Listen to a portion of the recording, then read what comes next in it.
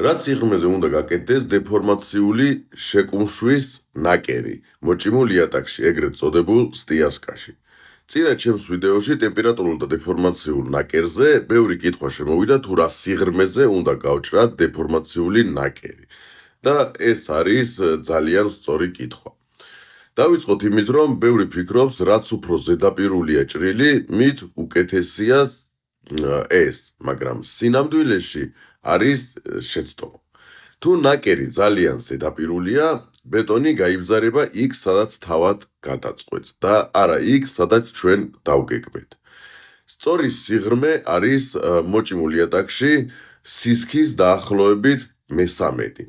მაგალითად, 60 მმ-იან სისქის იატაკზე 20 მმ-იანი სიღრმის ნაკერი.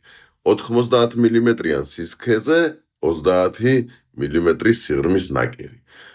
ასეთი ჭრილი ქმნის კონტროლირებად სუს ზონას, სადაც ბეტონი შეკუმშვისას სწორედ ამ ხაზზე გაიხსნება.